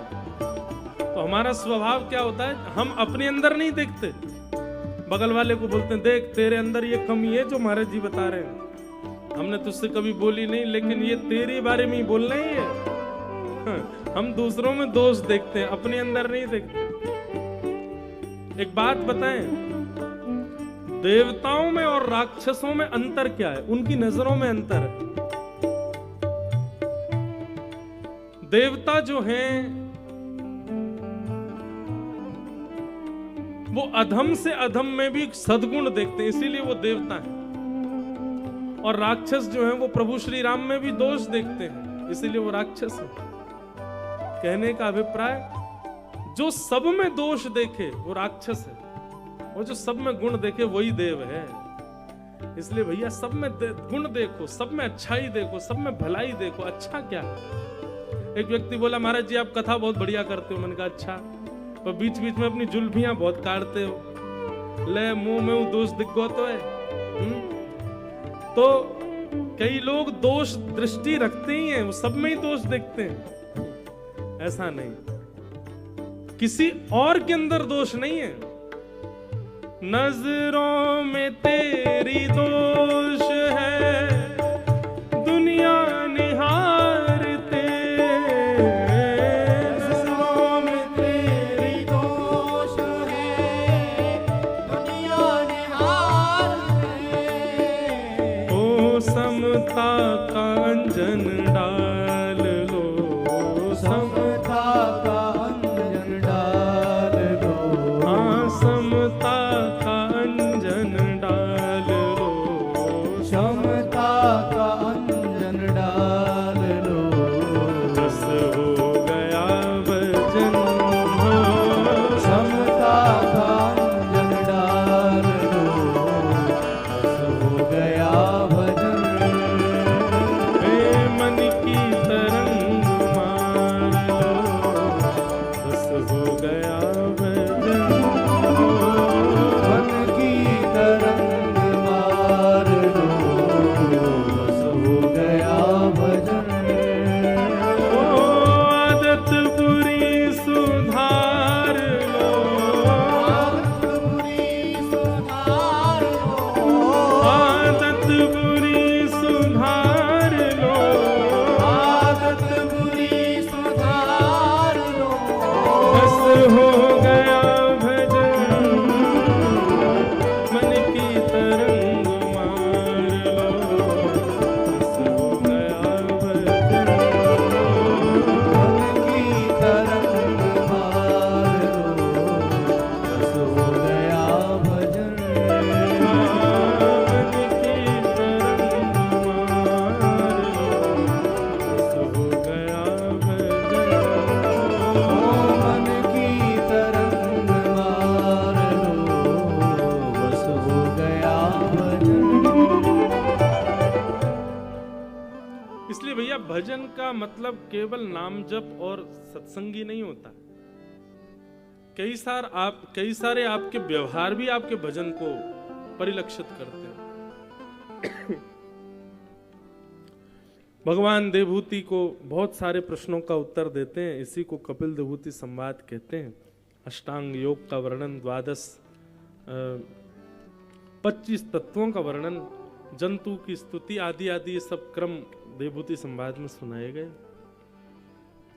आगे भगवान के मधुर सत्संग क्रम में प्रियव्रत राजा के पुत्र ध्रुव जी की कथा आती है।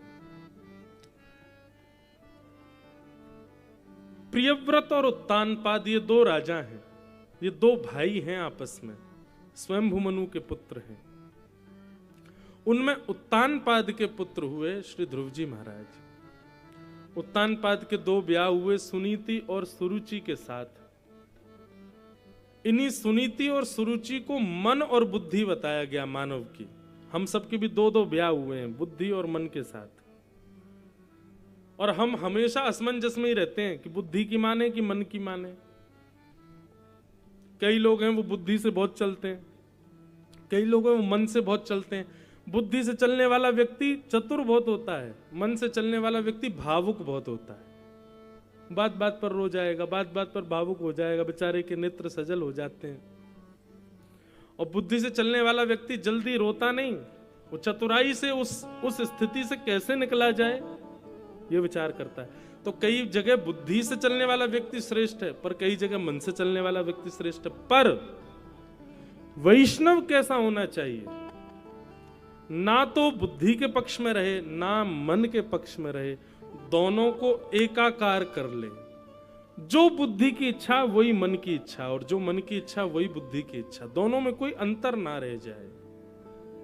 ये वैष्णव है, ये भक्त है। भक्ति की स्थिति क्या होनी चाहिए? भक्ति की परिणति क्या होनी चाहिए? आप यदि अभी भी असमंजस में हो और आप खूब भजन करते हो, लेकिन असमंजस में विचार नहीं कर पा रहे कि क्या करूं क्या ना करूं, बुद्धि कहती है ऐसा करो, मन कहता है ऐसा करो, तो अभी आपका भजन नहीं है। भजन श्रेष्ठ कब मानो? जब मन और बुद्धि में कोई भेद ही नहीं रह जाए, दोनों एक ही स्वर अलापें। जो बात मन में आ जाए उसको बुद्धि स्वीकार कर ले तुरंत, तब समझो आप साधक हो, आप भजनानंदी हो, आप भक्त हो। भक्ति की स्थिति यहीं तक है। ये स्थिति आ जाए तब समझो कि हाँ हम भक्ति कर रहे हैं।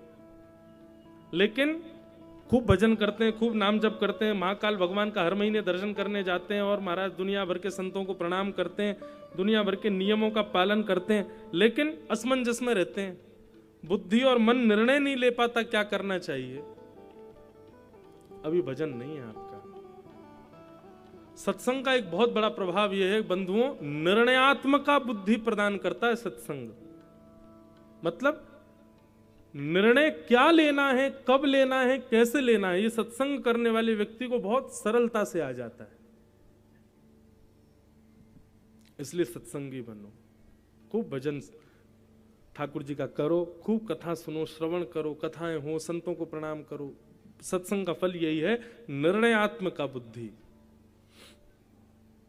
तो उत्तानपाद राजा अपनी छोटी पत्नी के प्रति ज्यादा आकर्षित थे। हम लोग भी ऐसे ही हैं, हम भी मन के प्रति ज्यादा आकर्षित रहते हैं, बुद्धि के प्रति कम आकर्षित रहते हैं। अच्छा, बुद्धि और मन का एक रूप तो मैंने बताया कि चतुर और भावुक। एक तरफ बुद्धि और मन में अंतर यह है कि बुद्धि श्रेष्ठ है और मन विकार युक्त है। कैसे? बुद्धि सदैव आपको वो काम करने के लिए कहती है जिसमें आपको परिश्रम करना पड़ता है, और कई बार मन आपको वो काम करने के लिए आज्ञा करता है जिसमें आपको आराम करना होता है। मन आराम की ओर ले जाता है, बुद्धि मेहनत की ओर ले जाती है। पढ़ने वाले बच्चे जो होते हैं, जो पढ़ाई कर रहे हैं, निश्चित है कि वो पढ़ इसलिए पाते हैं क्योंकि बुद्धि की मानते हैं। मन की मानने लग जाए तो पढ़ ही नहीं पाएंगे, क्योंकि मन तो कभी पढ़ाई में लगता ही नहीं है। पढ़ने के लिए मन तो कभी आज्ञा करता ही नहीं है। आप एग्जामिनेशन हॉल में इसलिए बैठे हो क्योंकि बुद्धि आपको लेके आई है। उस समय यदि आपसे कह दिया जाए जो तुम्हारा मन हो वो करो, क्या करेंगे? हम घर पे सोएंगे, हम क्यों जाएं पेपर देने? पेपर देने गए ही बुद्धि की मान करके।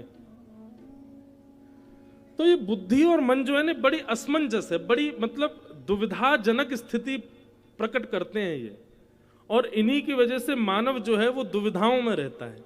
आध्यात्म क्या करता है, भक्ति पथ क्या करता है, मन और बुद्धि दोनों को एक कर देता है, फिर असमंजस नहीं रहती,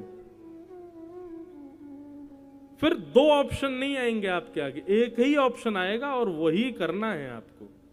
यह आध्यात्मिक होने का फल है।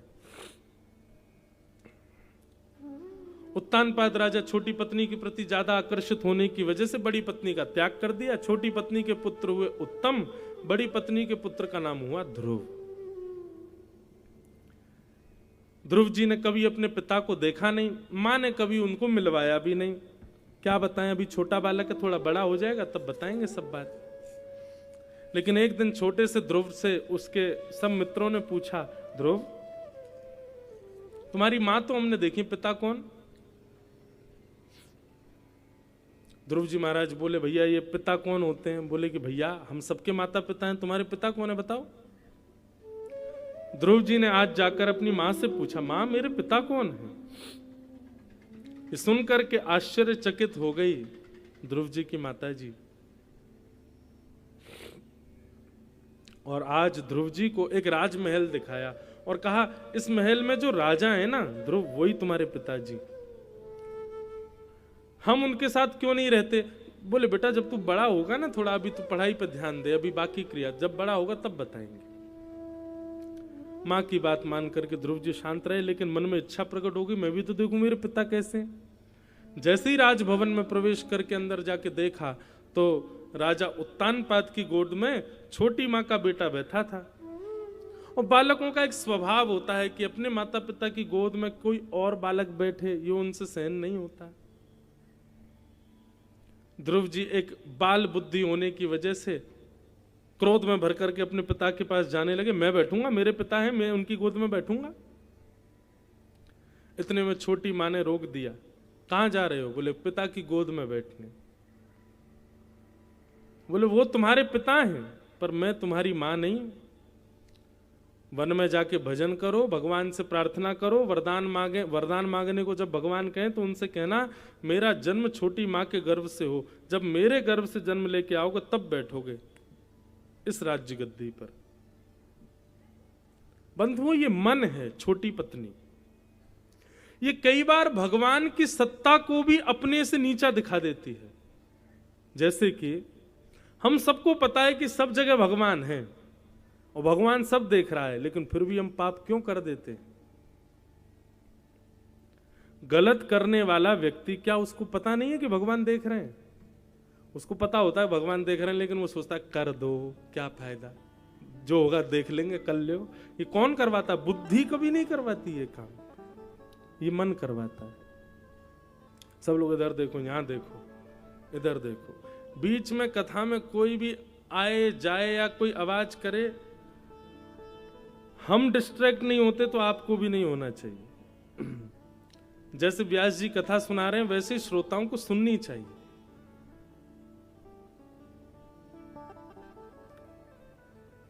बोलो वृंदावन बिहारी लाल की जय। क्या बता रहा था मैं? कहां चल रही थी कथा? इतने लोग बैठे, कोई तो बताओ। हाँ, तो मन कई बार वो क्या है ना कि एक धारा चलती है, उसमें बीच में रुकावट आती, फिर मेरी वो धारा कहीं और चली जाती है।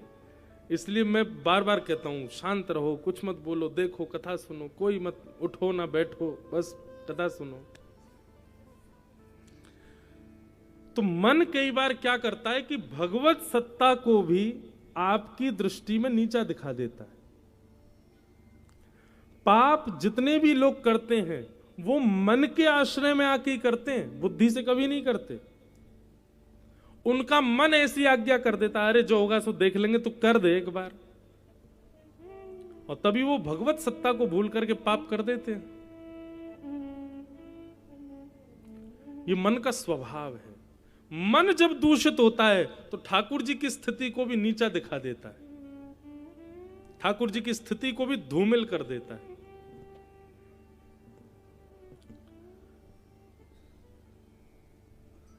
छोटी पत्नी ने आकर के, छोटी मां ने आकर के ध्रुव जी से डांट दिया और कहा वन में जाओ, भगवान से जाके भजन करो, और वरदान मांगने को कहें तो कहना छोटी मां के गर्भ से मैं जन्म लूं। भला कोई भगवान से जाकर के ये क्यों मांगेगा? ठाकुर जी जब मिल जाएंगे तो सीधा आदमी यही नहीं कह देगा मुझे राजा बना दो।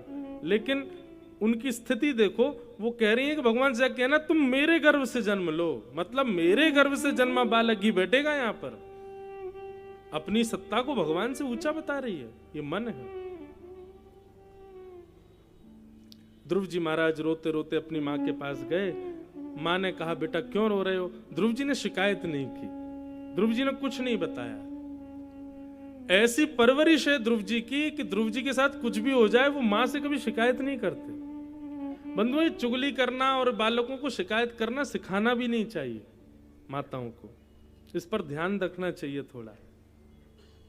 आप कहेंगे तो क्या बालक को हम बिल्कुल वो बना दें, वो मन ही मन में रोता रहे, मन ही मन में रखे? नहीं, ऐसा नहीं कह रहे हैं हम।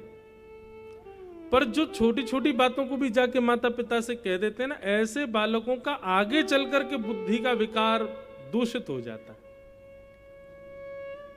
थोड़ा अपने स्तर पर सुलझाने का बल मिले बालकों को, ऐसा बनाओ कि अपने स्तर पर ही छोटी छोटी बातों को तो समझा लिया करें, सुलझा लिया करें। सब बातें माता पिता से ना कहा करें। ध्रुव जी महाराज कुछ नहीं बोले, बस रोते रहे, अपने आप को छुपाते रहे। छोटी माँ की शिकायत नहीं की।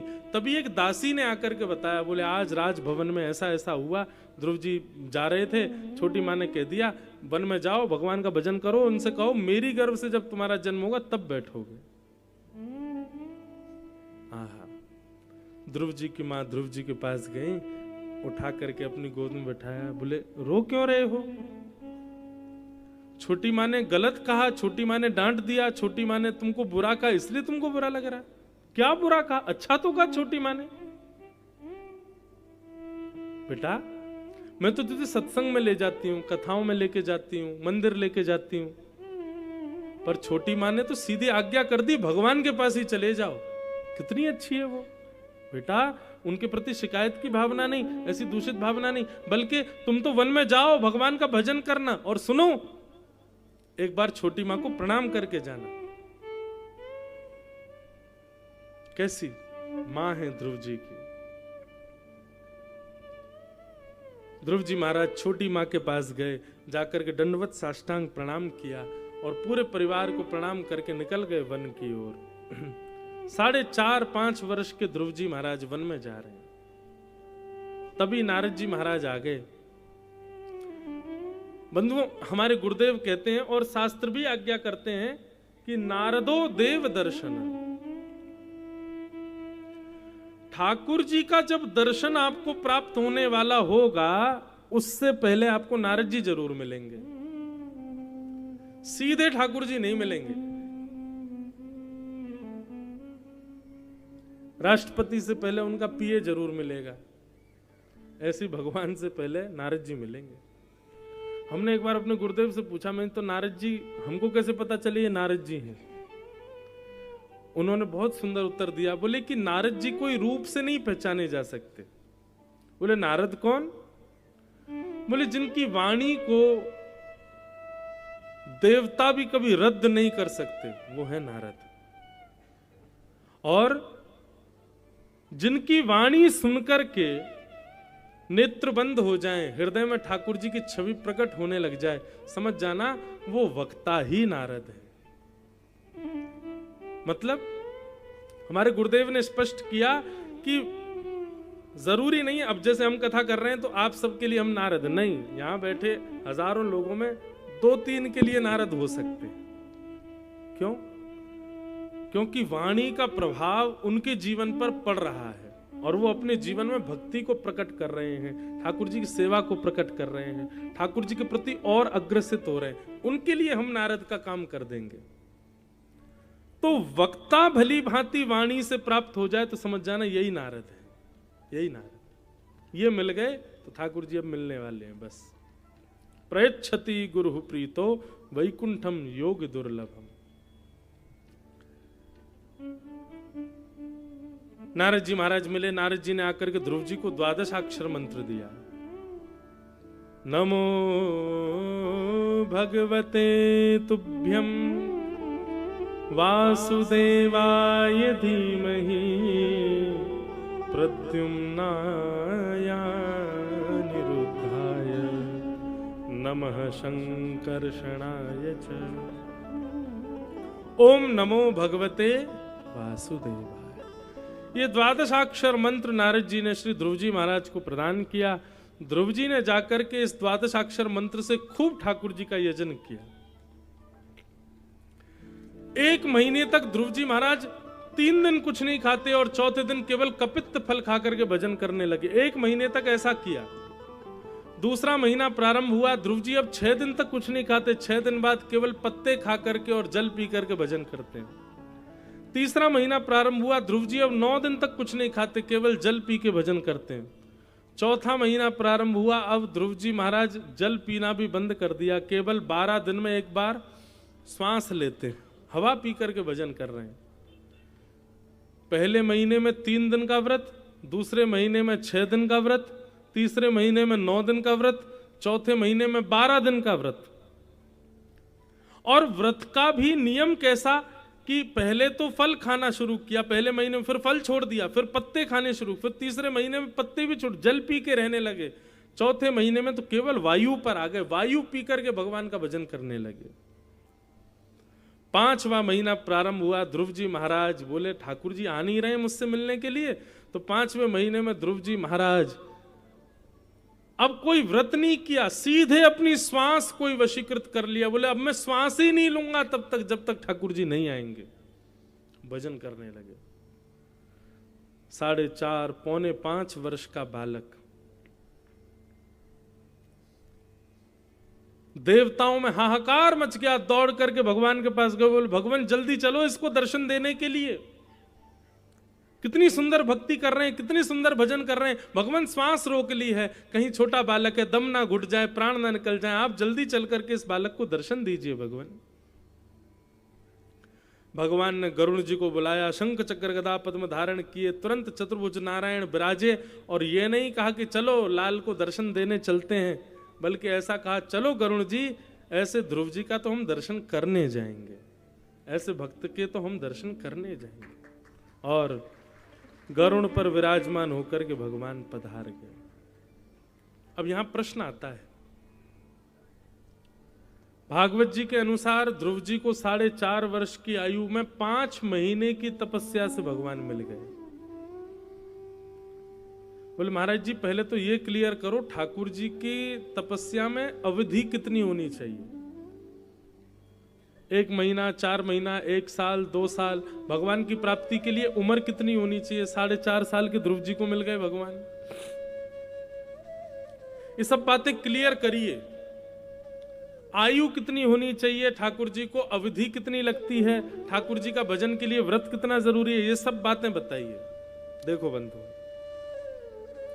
आयु कितनी है जरूरी नहीं, आपकी तपस्या कितने महीनों की है जरूरी नहीं, आप व्रत में कितनी वस्तुओं का त्याग करते हो जरूरी नहीं, आप नाम जप कौन सा करते हो जरूरी नहीं, आपके गुरु कौन है जरूरी नहीं, आप पवित्र कितने हो जरूरी नहीं।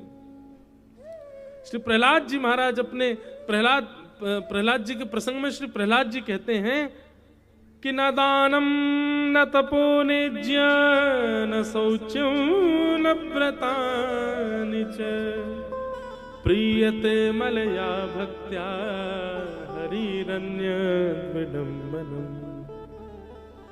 प्रहलाद जी कहते हैं दान करने से भगवान नहीं मिलेंगे, न दानम, तपस्या करने से भगवान नहीं मिलेंगे, न तप, न एज्जय, एज्जय कहते हैं यज्ञ को, खूब यज्ञ करने से भगवान नहीं मिलेंगे, न दान से मिलेंगे, न तप से मिलेंगे, न यज्ञ से मिलेंगे।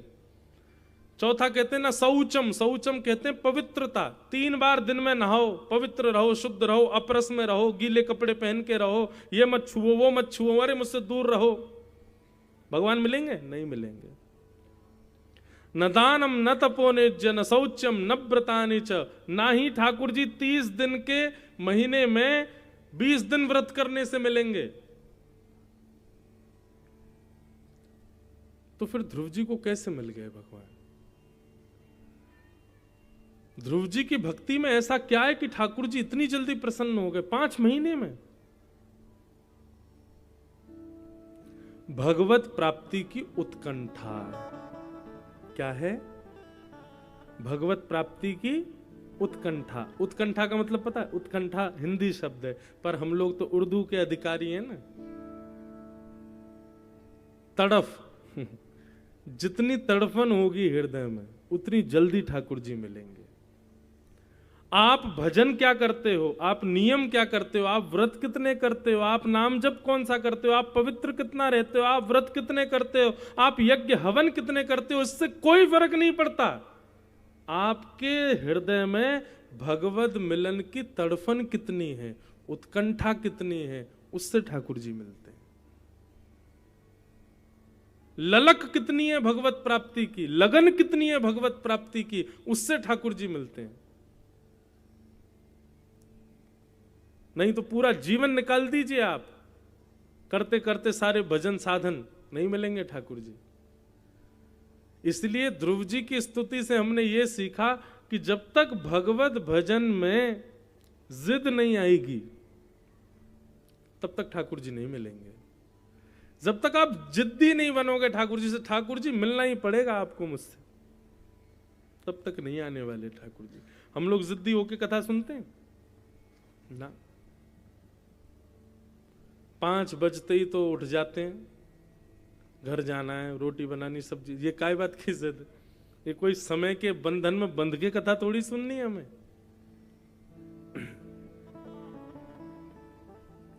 हम ठाकुर जी से मिलने के लिए व्याकुल कितने हैं। हनुमान जी का ये प्रसंग मैं कभी कभी सुनाया करता हूं। कल श्री टेकरी हनुमान जी के दर्शन करने गया था। हनुमान जी पूरे दिन राम जी की शरण में रहते, सेवा में रहते, लेकिन जैसे ही शाम होती, राम जी अपनी सभा से उठ करके जैसे ही कनक भवन में जाते, तो कनक भवन के द्वार, कनक भवन ठाकुर जी का निज महल है, अंतःपुर है, प्राइवेट रूम है, वहां तो सीता जी और राम जी और सब सखियां रहती हैं। बस जैसे ही हनुमान जी कनक भवन के भीतर जाने लग जाते, गोपियां पकड़ लेती हैं, रुको यहीं सखियों, इससे भीतर नहीं जा सकते। हनुमान जी कहते, हम राम जी के अनन्य भक्त हैं, हम एक एक क्षण उनको देखना चाहते हैं, आप ऐसा हम पर अन्याय मत किया करो। पूरी रात हमको बिना राघवेंद्र सरकार को देखे हम कैसे व्यतीत करते हैं हम ही जानते हैं, आप कृपा करिए, किसी दिन हमारे प्राण निकल जाएंगे, आप हमको रात में जाने दिया करो भीतर। सखियां बोली, हनुमान जी पूरे दिन रहो आप साथ में, पूरे साल रहो साथ में, लेकिन सूर्यास्त के बाद सूर्य उदय तक, तब तक आप नहीं रह सकते। अरे ये सब कनक भवन की सखियां हैं, या सखियां और केवल सिया जी रह सकती हैं भीतर, पुरुष का प्रवेश वर्जित है। तो हनुमान जी रोते, हे विधाता तुमने हमको पुरुष क्यों बनाया, हमको सखी बना देते, हमको स्त्री बना देते। ये सखियां बढ़िया हैं, पूरे दिन भी राम जी को देखती हैं और रात में भीतर अंतःपुर में भी देखती हैं, हम पुरुष क्यों बन गए। राम जी की याद में हनुमान जी पूरी रात कनक भवन की देहरी पर रोते रहते। अरे भाई रुदन तो तब मानो ना, 1 आध वर्ष के लिए ठाकुर जी कहीं गए हो, बस रात भर के लिए गए, रात भर में रोने लग जाते। हनुमान जी पूरी रात रोते, और जैसे सूर्य उदय होता हनुमान जी नाचने लग जाते, अब राम जी आएंगे, अब बाहर आ रहे होंगे, अब राघवेंद्र सरकार दिखेंगे। और जैसे ही कपाट खोल करके राम जी बाहर आते, सो ही हनुमान जी लिपट जाते। हनुमान जी के आंखें लाल, हनुमान जी को अपने हृदय से लगाते। राम जी बोलते, तुम रात भर सोए नहीं? बोलो भगवान, दर्श बिन दुखन लागे नयन, वास्तव में आपको देखने से ही मुझे चैन मिलता है, मैं आपको देखे बगैर रह नहीं सकता। भगवान मेरी बस एक ही इच्छा रह गई और कोई मेरी इच्छा नहीं है, ये रात में सखियां मुझको भीतर नहीं आने देती, आप कृपा करके कुछ ऐसा कुछ निधान करो कि मैं कनक भवन में भीतर जाया करूं आपके साथ।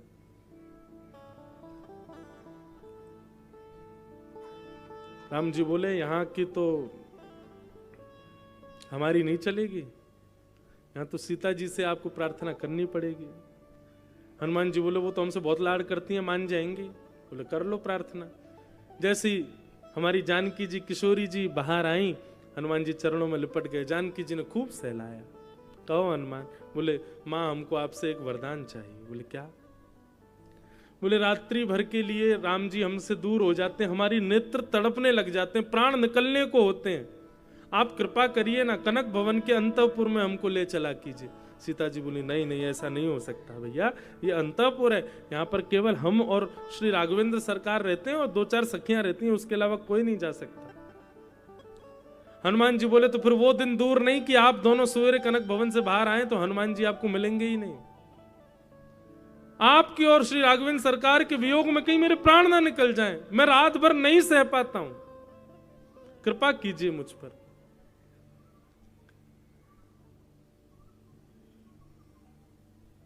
तब जानकी जी ने अनुग्रह किया और हनुमान जी को एक आध बार तो मना कर दिया, बोले कि नहीं अभी नहीं, अभी बाद में देखेंगे, सोचेंगे, विचार करेंगे। लेकिन हनुमान जी को तो इतनी तड़फ थी, सरजू जी के तट पर जाकर के हनुमान जी महाराज बैठ गए, राम जी के वियोग में रोने लगे। जैसे ही नेत्रों के अश्रु बिंद ने सरजू जी में प्रविष्ट किया, अश्रु बिंद जैसे ही सरजू जी में गया, अयोध्या जी से लेकर के और मान सरोवर तक सरजू जी के संपूर्ण जल उष्ण हो गया, भाप बन के आकाश में उड़ने लगा, गर्म हो गया महाराज। सरजू जी प्रकट हो गई, प्रकट होकर बोली, हनुमान जी इतनी वेदना, इतना विरह, इतना कष्ट आपको हो रहा है, कारण क्या है? बोले कि हम रात्रि में राम जी को नहीं देख पाते, इसलिए हमको विरह हो रहा है। तब सरजू जी ने कृपा की और श्री जानकी जी आदि सब सखियों से आज्ञा लेकर के हनुमान जी को, दिन भर तो हनुमान जी रहते हनुमान जी के भेष में, और रात्रि सूर्यास्त होते ही कनक भवन में प्रवेश करते ही हनुमान जी एक सखी के रूप में प्रकट हो जाते और रात भर श्री राम जी को वीणा वादन करके सुनाते। इसे कहते हैं उत्कंठा, भगवत मिलन की, भगवत दर्शन की उत्कंठा, ललक भगवत प्राप्ति की तड़फ। जब तक ये जीवन में नहीं, ये भक्ति में नहीं आएगी, आप कितने भी बड़े मंत्र करते रहो, कितने भी बड़े यज्ञ कर लो, कितने भी आप तपस्याएं कर लो, कितने भी आप व्रत कर लो, जब तक उत्कंठा नहीं आएगी, राम जी नहीं मिलेंगे, ठाकुर जी नहीं मिलेंगे आपसे। उत्कंठा ही भगवत प्राप्ति करा सकती है।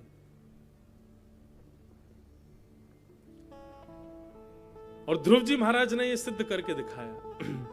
भगवान प्रकट हो गए, प्रकट होकर के ध्रुव जी ने भगवान की स्तुति गाई, भगवान ने अपना शंख स्पर्श करा दिया और सुंदर स्तुति गाने लगे। भक्ति मुहु प्रवहताम त्वयि में प्रसंगो भूयाद अनंत महताम अमलाशयानाम येनांजसौल वणमुरु व्यसनम भवाब्धिम निश्चय भवत गुण कथाम मृतपान मत्त। एक मैं कीर्तन गाया करता हूं, बहुत सुंदर है। मुझको राधा रमण कर दो ऐसा मगन, मुझको राधा रमण कर दो ऐसा मगन, मुझको राधा रमन कर दो ऐसा मगन। मुझको राधा रमण कर दो ऐसा। कैसा मगन? रटू मैं तेरा नाम यूं आठों याम, रटू मैं तेरा यूं आठों याम, रटू मैं तेरा नाम मैं आठों याम, रटू मैं तेरा मैं आठों याम, मुझको राधा रमन कर दो ऐसा मगन। मुझको राधा ध्रुव जी महाराज यही सब कह रहे हैं अपनी स्तुति में।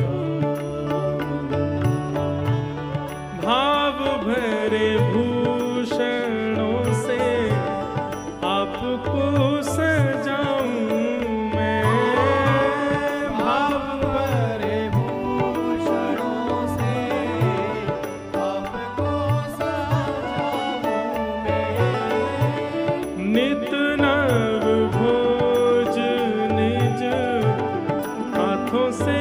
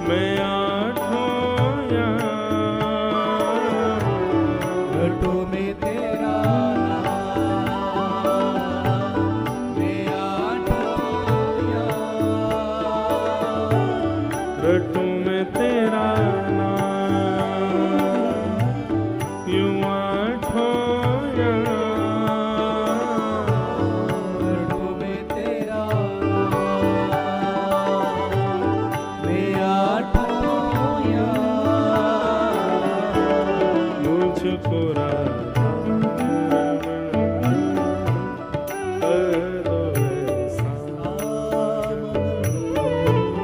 मुझको राधा ताल बजा के गाओ श्री राधा रमण लाल की।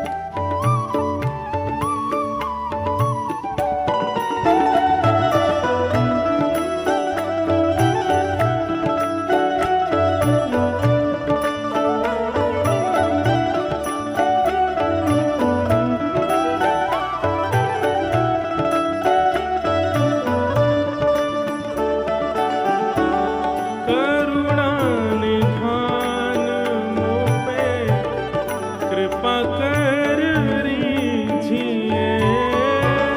करुणा निधान मुँह पे कृपा कर लीजिए।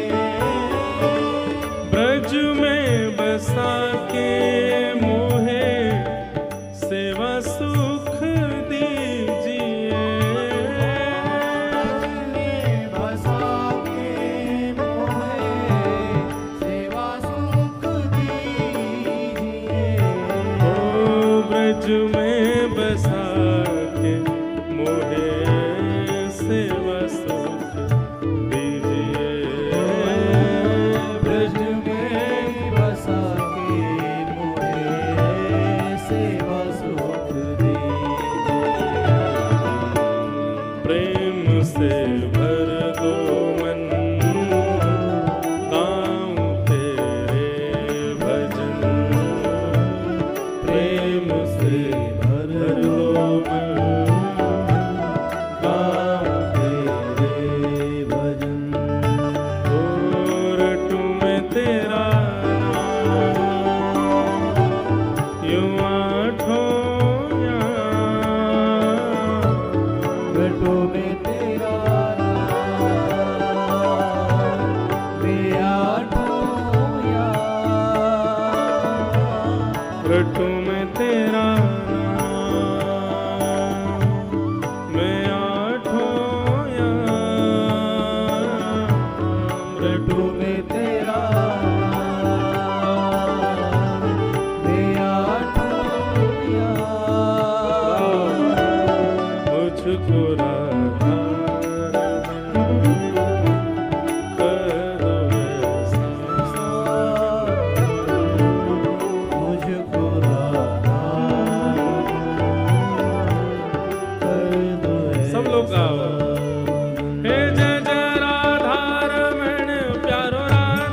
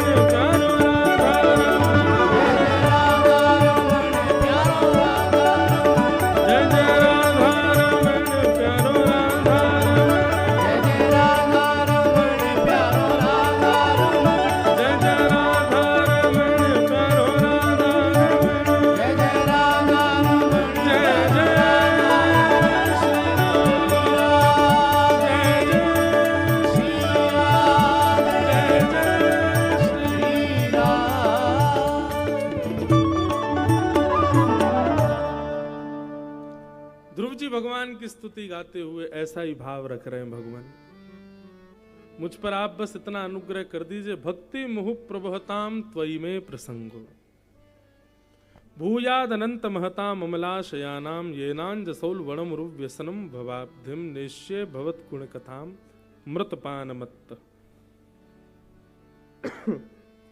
ध्रुव जी भगवान से कह रहे हैं कि ठाकुर जी मुझको एक व्यसन लगा दीजिए।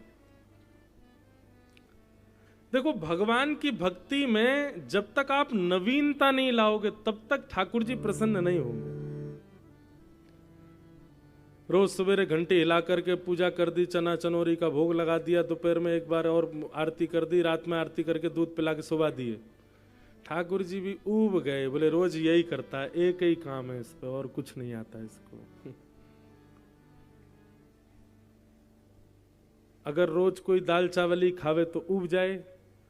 नया नया इसीलिए तो बनाते, कभी बैगन की सब्जी बनाई थी, कभी आलू की बनाई थी, कभी कुछ बनाई, कभी भाई मानवीय भी स्वभाव ऐसा ही है कि रोज नवीन चाहिए। और ठाकुर जी का तो नाम ही है नवनीत चोरम, नए नए के चोर हैं। और हमने वही दर्रे वाली पुरानी चीज ही दे रखी है ठाकुर जी को।